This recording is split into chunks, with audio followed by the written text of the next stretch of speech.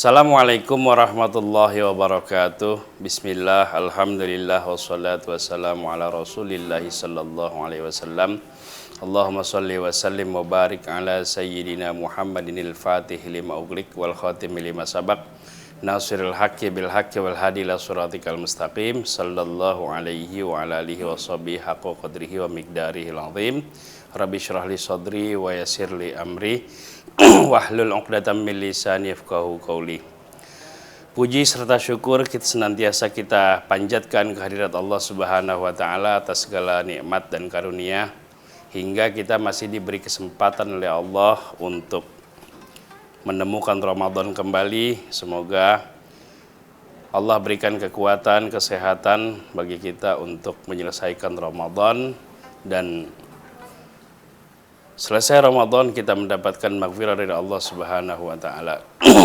Salat serta salam semoga senantiasa tersanjungkan kepada baginda Rasulullah sallallahu alaihi wasallam, penghulu umat manusia, suri tauladan bagi kita semua yang selalu kita dambakan syafaat beliau di hari kiamat nanti. Amin ya rabbal alamin. Pemirsa, mungkin kenal dengan Albert Einstein. Saya pikir semua orang kenal Albert Einstein, ilmuwan paling atau manusia paling pintar abad 20. Seorang fisikawan yang diakui yang terhebat sepanjang sejarah. Dia ini adalah penemu teori relativitas dan teori mekanika kuantum yang saat ini ya menjadi pilar daripada fisika modern. Einstein lahir di Jerman. Kemudian pada awal-awal Nazi menguasai Jerman, dia itu hijrah ke Amerika ya, karena dia ini keturunan Yahudi. Ya, sebagaimana kita tahu ideologi Nazi itu ingin membasmi Yahudi. Akhirnya dia lari ke Amerika Serikat, kemudian menjadi warga negara Amerika Serikat. Nah, setelah itu dia ini berhasil melakukan pembelahan atom. Akhirnya yang menjadi awal dari pembuatan bom atom yang menghancurkan Hiroshima dan Nagasaki pada tahun 1945. Pada akhirnya ya penemuan Einstein itu disesali oleh dirinya sendiri, bahwa menurut Einstein ilmu pengetahuan itu bukan untuk membunuh.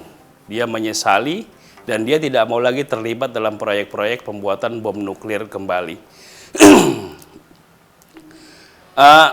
Einstein ya, ini pernah ada seorang ratu kecantikan, ini pernah mau melamar Einstein. Jadi namanya ratu kecantikan ya pasti cantik lah. Ratu kecantikan, Miss Universe. Dia datang kepada Einstein, dia bilang, kalau bahasa kita ya, Mas Einstein, saya mau menikah dengan Anda. Loh, Einstein kaget. Loh, kenapa Anda mau menikah dengan saya? Kata ratu kecantikan itu, Miss Universe, loh, saya kan cantik, sementara Anda ini pinter. Jadi kalau kita nikah, kalau kita kawin, nanti anaknya akan cantik seperti saya, ya, dan pinternya seperti Anda. Oh begitu, kata Einstein. Lah terus kalau seandainya kejadiannya itu sebaliknya, ya, jeleknya seperti saya terus gobloknya seperti Anda, bagaimana? Akhirnya dia nggak jadi menikah dengan Einstein gitu.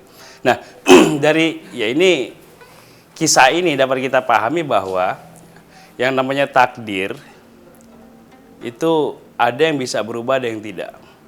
Pertama, takdir dalam bentuk fisik, seperti contoh dilahirkan di mana kita, dari orang tua siapa, dari suku apa, kemudian di daerah mana, itu adalah given, pemberian dari Allah Subhanahu wa taala yang tidak bisa dirubah. Allah Subhanahu wa taala berfirman, inna khalaqnakum min dzakari wa untha wa ja'alnakum syu'uban wa qabailah. Sesungguhnya kami, kata Allah, menjadikan kamu semua min dzakari wa untha, dari jenis laki-laki dan perempuan, wa ja'alnakum syu'uban wa qabailah, dan menjadikan kamu bersuku-suku dan berbangsa-bangsa. Supaya apa? Lita'arofu, supaya kamu saling mengenal, saling berinteraksi dan saling mempelajari kebudayaan satu sama lain. Ya, dalam ayat yang lain juga Allah menyatakan, tabarakallah kulladzi biyadihil mulku wa huwa ala kulli syai'in qadir alladzi khalaqal mauta wal hayata liyabluwakum ayyukum ahsanu amala. yaitu zat yang telah menciptakan kematian dan kehidupan supaya apa? Liyabluwakum ayyukum ahsanu amala, untuk menguji manakah di antara kamu semua yang paling baik amalnya. Nah, artinya apa? Bahwa bentuk fisik seperti ini, warna kulit seperti ini, ras seperti ini, inilah pemberian dari Allah Subhanahu wa taala. Tidak boleh kita menghina warna kulit seseorang, namanya rasisme ya. Di Eropa itu penyakitnya itu sekarang itu masih ada, itu penyakit rasis ya. Pemain bola berwarna hitam ya. Itu mereka dapat pandangan rasis ya. Bahkan ajaran Islam inilah ya, jadi satu-satunya ajaran yang mengajarkan prinsip equality, prinsip persamaan di hadapan, persamaan di antara sama umat manusia. Ini adalah prinsip yang dibawa oleh agama Islam. Kenapa ajaran tauhid lebih mudah diterima oleh orang-orang Arab pada waktu itu? Kenapa? Karena tauhid itu cuma membedakan dua hal, ya, kholik dan makhluk. Ya. Semua makhluk di hadapan kholik sama semuanya. Mau Anda dari suku apa, warna kulit apa, status sosial Anda, kekayaan Anda, semua sama di hadapan Allah Subhanahu wa taala. Yang membedakan cuma satu. Inna akramakum indallahi atqakum. Sesungguhnya yang paling mulia di antara kamu adalah yang paling tinggi tingkat ketakwaannya kepada Allah Subhanahu wa taala.